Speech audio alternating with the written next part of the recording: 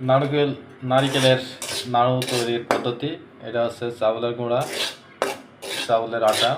এই আটাটি প্রথমে হালকা তাপে কড়াই ভেজে নিতে হবে। যে নাড়াচাড়া করতেছি হালকা তাপে, চুলায় হালকা হালকা তাপে ভেজে নেবেন।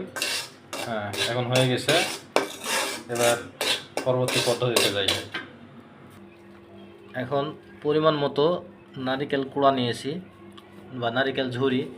এগুলো কুড়ে আপনারা ইচ্ছা মতো নিতে পারেন, যে যেমন যতটুকু পরিমাণ বানাবেন। আমি এখানে 1.5টা নারিকেল নিয়েছি, 1.5টা নারিকেল কুড়া এটা। এখন এর সঙ্গে মিক্স করবো হচ্ছে চিনি।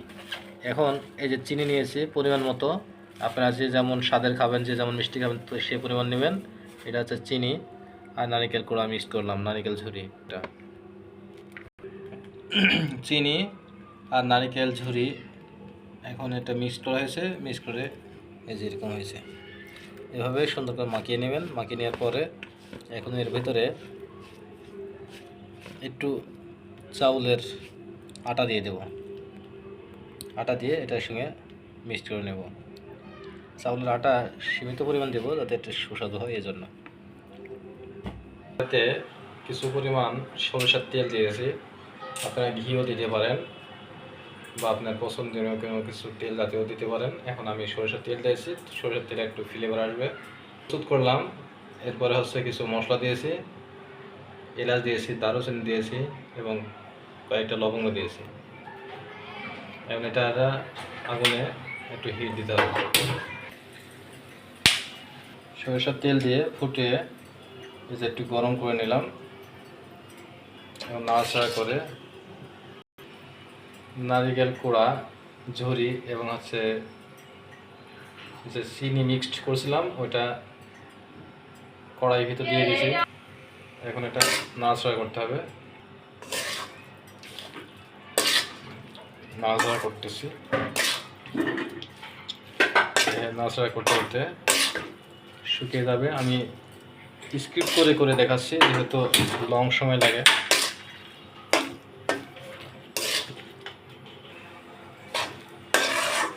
অনেক সুন্দর একটি ফ্লেভার আসতেছে। এখন হালকা চুলা পাওয়ার দিয়ে এভাবে আপনারা নাড়াচাড়া করবেন। এই যে এখন এই কালার চলে এসেছে, আস্তে আস্তে কালার অনেক সুন্দর হবে। আপনারা দেখতে থাকুন শেষ পর্যন্ত, পুরো প্রসেসটা আপনাদের দেখাবো। এই যে এখন ফুটতেছে এটা, হ্যাঁ কড়াইতে ফুটতেছে পুরো প্রসেসটা। এই যে এটা হচ্ছে এই সিস্টেম, ঠিক এমন হয়ে যাবে। দেখুন কালারটা অনেক হলুদ লাগতেছে, হলুদ দেওয়া হয়নি কিন্তু সরিষার তেলের জন্য এই কালারটা এসেছে। আপনারা সরিষার তেল ওর সঙ্গে একটু ঘি দিয়ে দিলে আরও সুন্দর একটি ফ্লেভার প্লাস কালারটা হয়ে যাবে।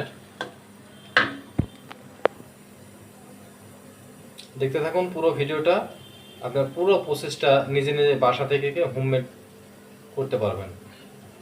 এই দুধের প্রসেসটা দেখুন। এই যে পাশের পাতিলটা হচ্ছে গরুর দুধ জাল দিচ্ছি, এটা দিয়ে দেব। চাউলের আটা দিলাম কিছু, অল্প পরিমাণ দিয়েছি, বেশি দিলে আবার অনেক শক্ত হয়ে যাবে, এজন্য আপনারা অল্প পরিমাণ দিয়ে দিবেন। এই যে দেখুন দিয়ে এখন নাড়াচাড়া করতে হবে। এটা এভাবে নাড়াচাড়া করতে হবে। নাড়াচাড়া করে এভাবে মিক্সড হয়ে গেছে। এখন এর ভিতরে একটু দুধ দিয়ে দেবো, গরুর দুধ দিয়ে দেবো। পাউডার দিয়ে দুধও দিতে পারেন, এখন আমি লিকুইড দুধ দেবো। এখন এই যে গরুর দুধ অল্প পরিমাণ দিয়ে দিলাম। এই যে এখন এভাবে ফোটাবো। গরুর দুধ দিলাম, দেওয়ার পরে এরকম কালার এসেছে। আস্তে আস্তে অনেক সুন্দর কালার আসবে। আর একটু কালার করবো, একটু নাড়াচাড়া করবো। চুলাটা আস্তে আস্তে দেবেন। এই যে চুলাটা দেখেন, এভাবে চুলাটা দেখাচ্ছি, এভাবে আস্তে আস্তে দিয়ে এভাবে এটা গরম করবেন সুন্দর করে। আস্তে আস্তে চুলা দিয়ে এভাবে নাড়াচাড়া করবেন, দেখবেন যে অনেক সুন্দর কালার আসতেছে। এই যে সুন্দর করে এটা মিক্স করে দেবেন। একটু পরে নামিয়ে নেব। অনেক সুন্দর কালার হয়েছে, অনেক সুন্দর ফ্লেভার, সেই রকম টেস্ট হবে শেষের দিকে। এখন নামিয়ে নেব। সম্পূর্ণ মশলা এবং যা যা উপাদান দিয়েছি আপনাদের দেখালাম এতক্ষণ। নামে এখন নাড়ু তৈরি করব। সেই প্রসেসটা আপনার দেখাবো। এই যে পুরো প্রসেসটা কমপ্লিট, এখন বানানো হবে। এই যে প্রসেসটা কমপ্লিট, এখন এই যে নাড়ু নাড়ু হয়ে গেছে কমপ্লিট। এখন এভাবে বানিয়ে, হ্যাঁ, হাতের সঙ্গে গোল করে করে হালকা হাতের সঙ্গে তেল নেবেন, আর যাতে হাতে না লেগে যায়। অনেক সুস্বাদু একটা খাবার হয়ে গেল। পুরো প্রসেসটা আপনারা দেখতে পেলেন। ভিডিওটি যদি ভালো লাগে লাইক কমেন্ট শেয়ার করবেন, অপরকে জানার সুযোগ করে দেবেন, যাতে প্রত্যেকে বাসায় বাড়িতে নিজে তৈরি করতে পারে। সকলকে আজকের ভিডিওতে ধন্যবাদ জানাচ্ছি। এ পর্যন্ত শেষ করছি। ধন্যবাদ।